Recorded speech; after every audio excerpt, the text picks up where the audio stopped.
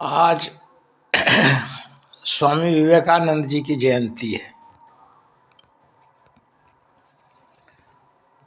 स्वामी विवेकानंद जी संत थे और भारत संतों की भूमि है, रही है।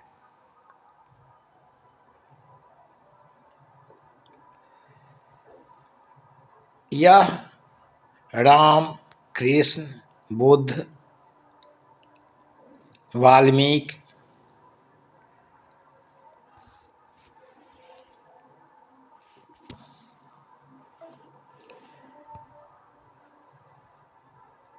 कबीर, तुलसी, नानक, पलटू की धरती है, गुलाल साहब की धरती है, मीराबाई की, सहजोबाई की धरती है। अगर भारत से इनको हटा दिया जाए तो भारत शून्य प्रतीत होने लगेगा। विवेकानंद इसी कड़ी में आते हैं।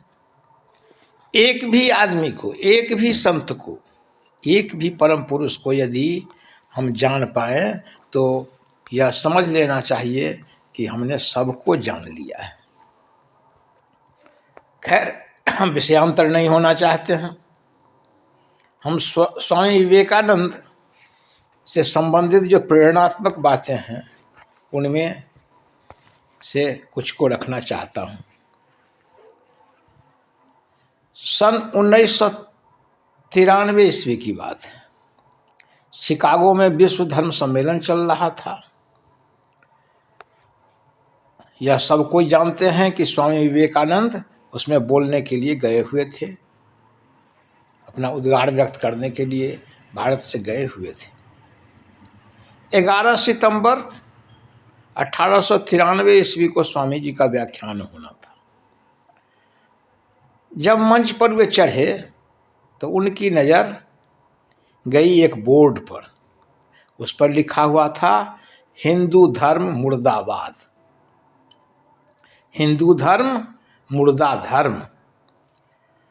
स्वामी जी सहज भाव से बोलने के लिए खड़े हुए और उन्होंने कहा, अमेरिका वासी बहनों और भाइयों, इतना बोलना था कि तालियों की गूंज बरसने लगी। सभा में खुशी, हर्ष, उल्लास की लहर जो है सो व्याप्त हो गई। श्रोताओं ने करतल ध्वनि से उनका स्वागत किया और बहुत देर तक तालियों की गड़गड़ाहट चलती रही। इस हर्ष का, इस खुशी का कारण क्या था? कि इसका एकमात्र कारण था कि इस सन्यासी ने स्त्रियों को पहले स्थान दिया था और सारी वसुधा को, सारी भूमि को, सारी धरती को अपना कुटुंब मानकर सबका स्वागत किया था।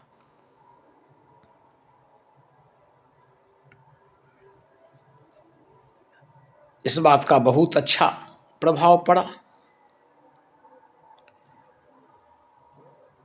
जो सुनने वाले थे वे मंत्रमुग्ध हो गए, सुनते रह गए।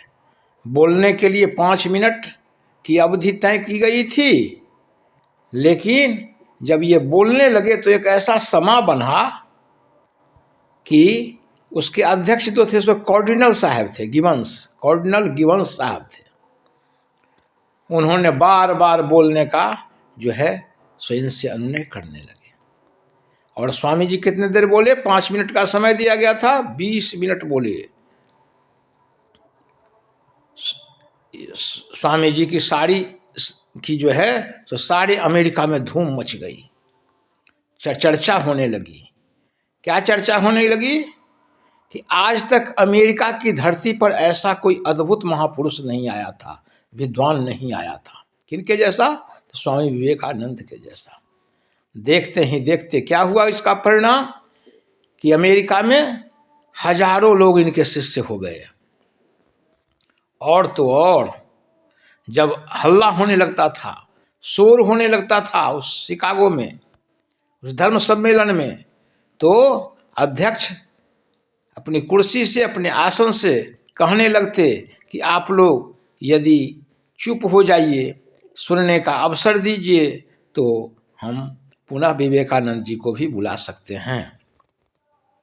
इतना जहाँ बोलना होता था कि सबकी सांसें रुक जाती थी और सभी शांत होके, क्लांत हो से एकदम शांति रूप से सब बैठ जाते थे।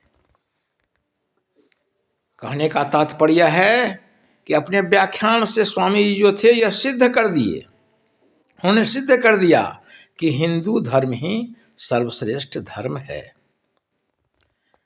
और कैसा धर्म है यह? जिसमें सभी धर्मों के लोग समाहित हो जाते हैं, सभी धर्म समाहित हैं। इसमें यह क्षमता है हिंदू धर्म में। और भारतीय संस्कृति सर्वधर्म समभाव का अनुपालन करती है, और इसका प्रमाण तो उन्होंने भाइयों और पहले बहनों और तब भाइयों का प्रयोग करके पहले ही दे दिया था। किसी की निंदा अवमानना में एक भी क्षण बिताने के लिए इनके पास नहीं था। और इसी के बदौलत क्या किया स्वामी जी ने कि 7 समंदर पार जो है सो भारतीय संस्कृति की ध्वजा फहरा दी। आइए हम सब उन्हें नमन करते हैं, स्वामी जी को प्रणाम अर्पित करते हैं, अपनी श्रद्धा इन्हीं शब्दों के साथ निवेदित करते हैं। जय भारत, जय हिंद।